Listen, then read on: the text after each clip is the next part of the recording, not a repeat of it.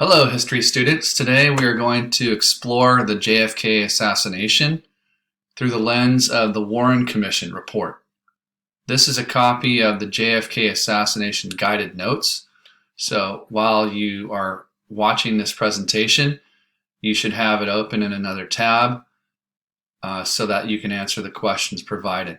Each time you click on these text boxes, you will be able to answer these questions, and it will appear in a separate color, so don't freak out if it turns blue like this. Okay, so having said that, let's get started. Keep in mind that this presentation on JFK's assassination will be in line with what's presented in your textbook and what the evidence says as far as the Warren Commission report that was commissioned after the assassination by Lyndon B. Johnson. So keep that in mind while you're watching this particular presentation. So here are the important facts to keep in mind. The location of this assassination took place in Dallas, Texas. The date was November 22nd, 1963. At 12:30 p.m. was when the shots rang out. Why was Kennedy in Texas? He was there to start his campaign for the 1964 presidential election. The lead suspect in the case was Lee Harvey Oswald. He was unable to stand trial because he was killed 2 days after the assassination by a nightclub owner from Dallas named Jack Ruby.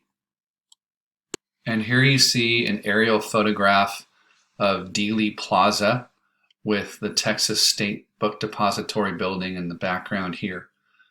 This is Main Street. This is Houston, and this is Elm Street. So keep this in mind when looking at the diagram on the next slide. So let's quickly examine the diagram of Dealey Plaza from the perspective of the parade. The motorcade came down in this direction and made a right-hand turn onto Houston Street, and a limousine slowed to 11 miles an hour heading in this direction and would gradually speed up heading down toward the Stemmons Freeway. It was on its way to the sports arena where a rally was going to be held by JFK's campaign, as he would speak in front of those people, but he never had an opportunity.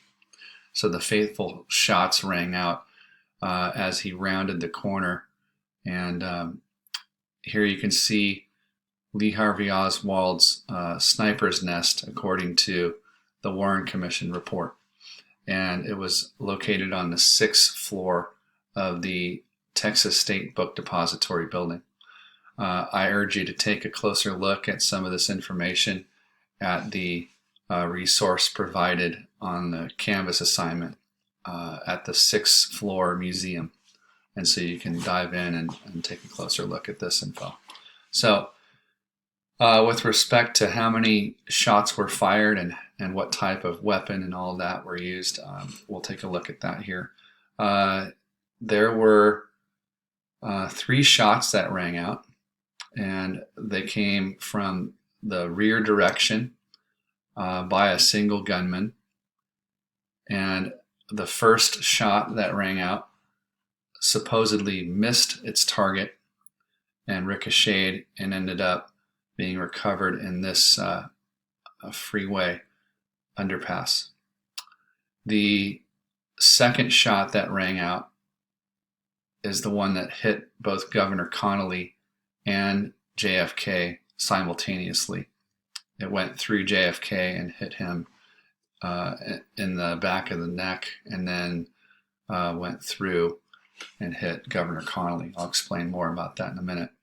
The third shot that rang out was the fatal headshot that killed President Kennedy, most likely instantly. Please keep in mind that the time for those 3 shots to ring out was approximately 5.5 seconds, 5.6 seconds, according to the Warren Commission report. So from the time of the first shot to the time of the third shot, 5.6 seconds.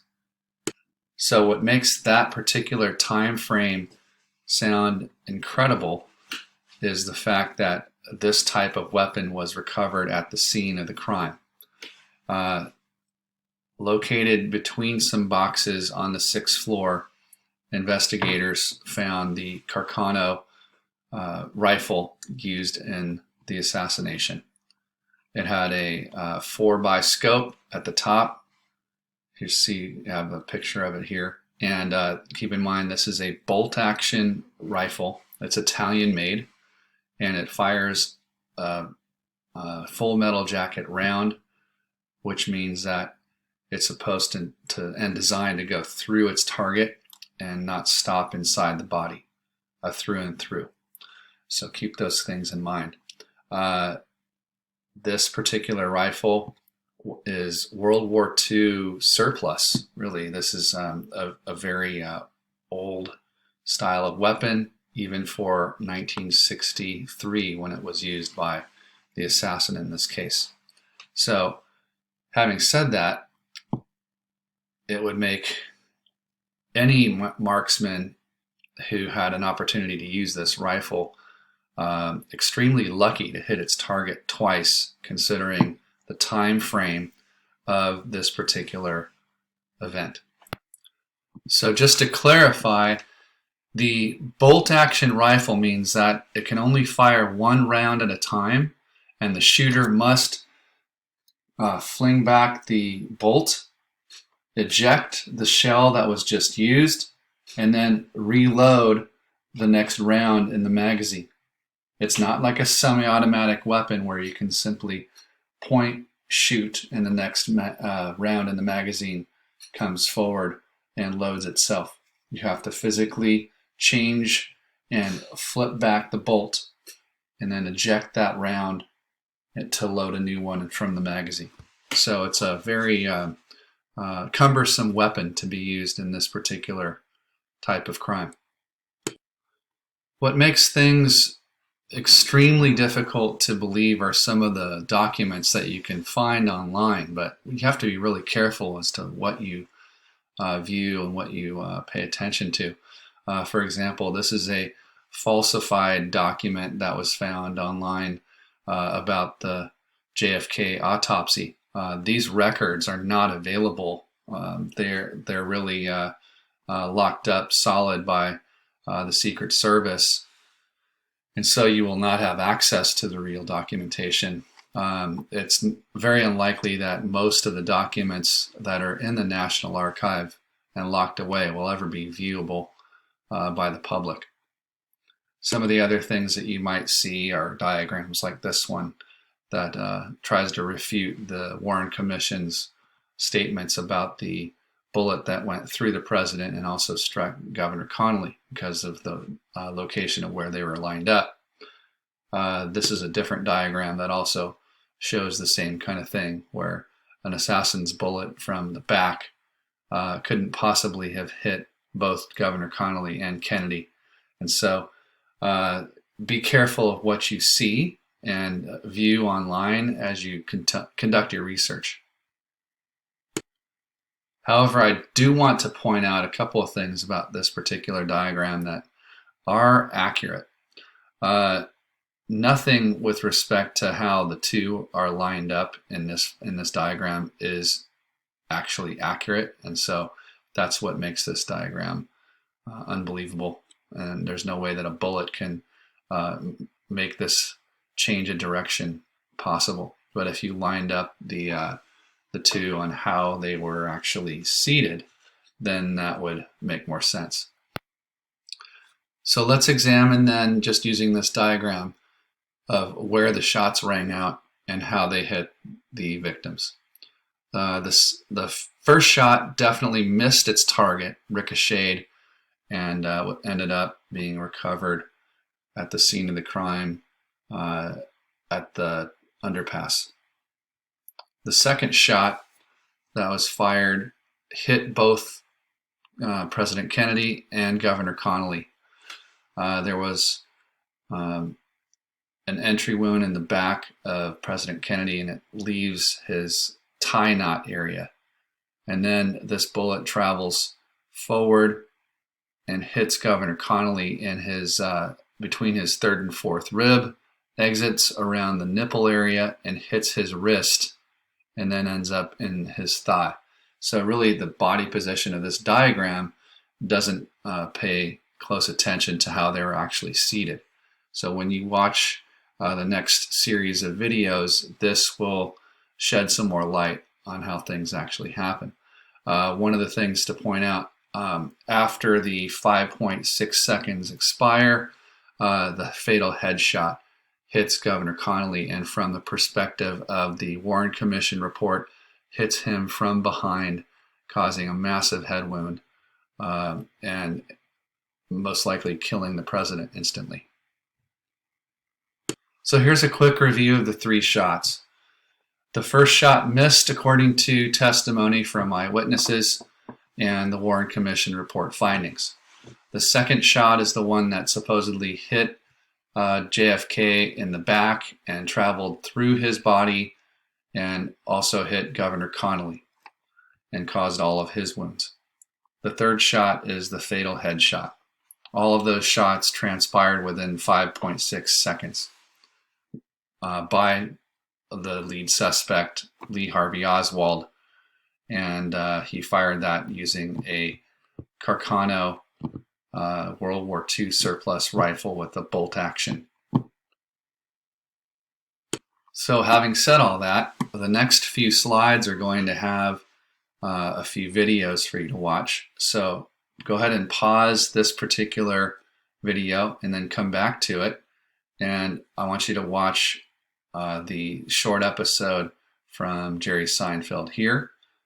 When you then, on slide 10, you will be able to view a story by Time magazine where they cover Richard Stoley, former Life magazine editor, who is the one that recovered the Zapruder film from Abraham Zapruder, and Life magazine pays him $50,000 for the rights to that particular film. In slide 11, you will see the Zapruder film in slow motion, and I warn you that it is very graphic, especially the last headshot. So you need to make sure that you prepare yourself, and feel free to watch that as many times as you need to see how it corresponds with the story I've told you so far. In slide 12, you will find a short video about ABC News graphic artist Dale Myers, who details the single bullet theory and justifies the Warren Commission report. On slide 13, you will find some additional information about what happened after the assassination at Parkland Hospital with respect to the timeline. You can find details of this timeline at the 6th floor museum by clicking on the link at the bottom.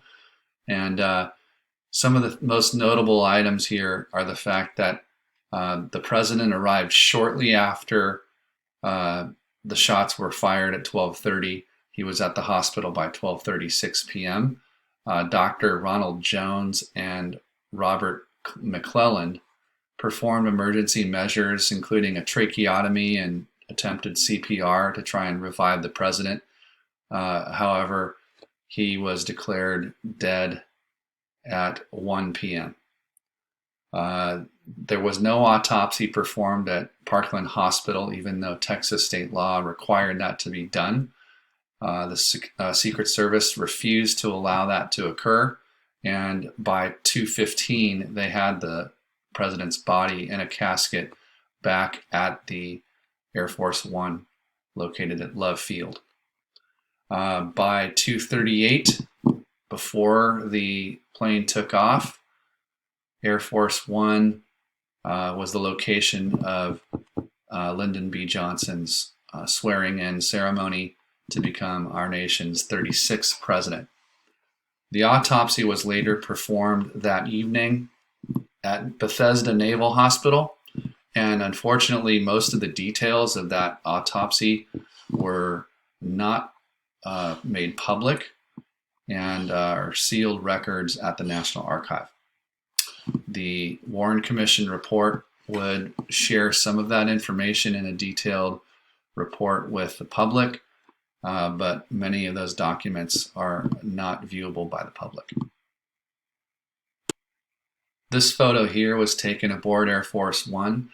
Here is Lyndon Johnson and Jackie Kennedy standing next to him as he's sworn into office on board Air Force One. This photo here is of Jackie Kennedy and Robert Kennedy as they are heading toward the Arlington National Cemetery for JFK's funeral. This is a photo of John Jr., JFK's son, who was saluting him as he was being laid to rest.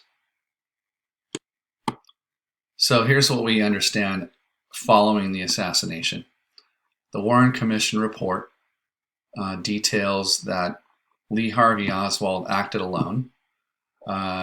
In the process of him trying to escape, he did recover a handgun from his home, and while he was walking back through the Dallas neighborhood, he was confronted by Officer Tippit, and he killed a policeman who started to question him.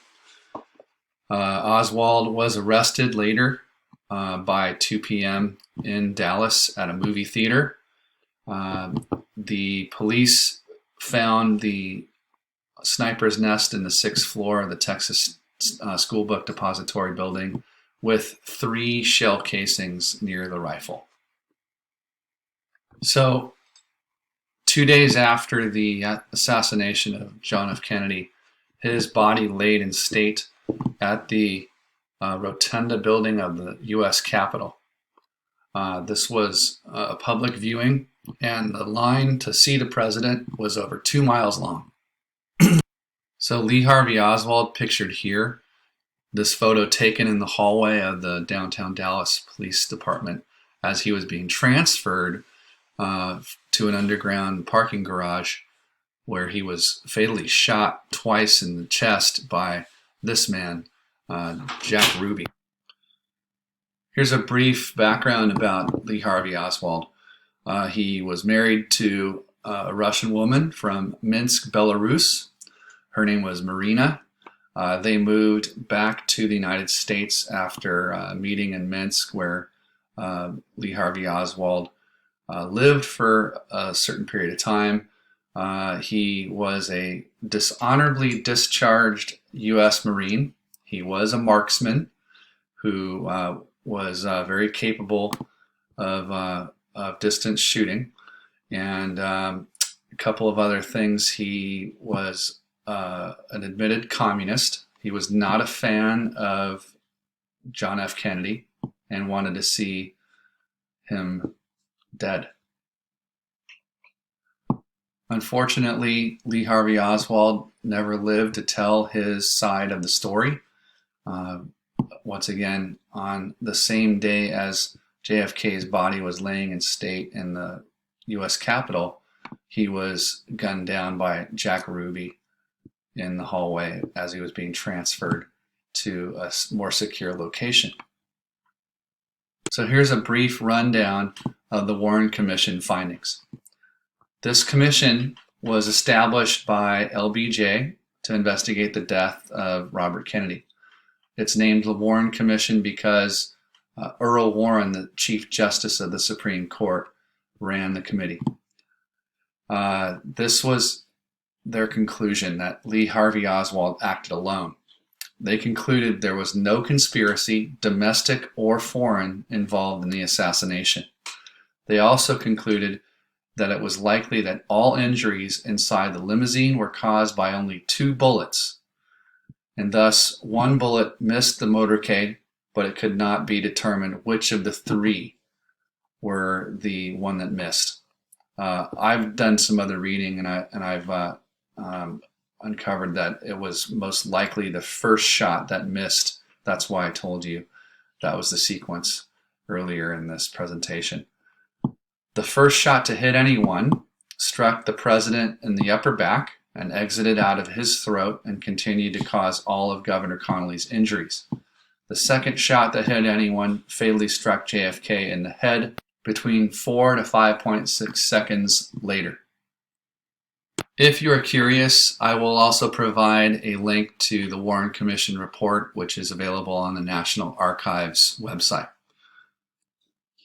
Please review some of the additional Kennedy family tragedies, as they are one of the most tragic history stories that you could ever imagine. And on the last slide, you will find a short video about the coincidences between the Lincoln and JFK assassinations. So please enjoy that, and then make sure you answer the questions provided.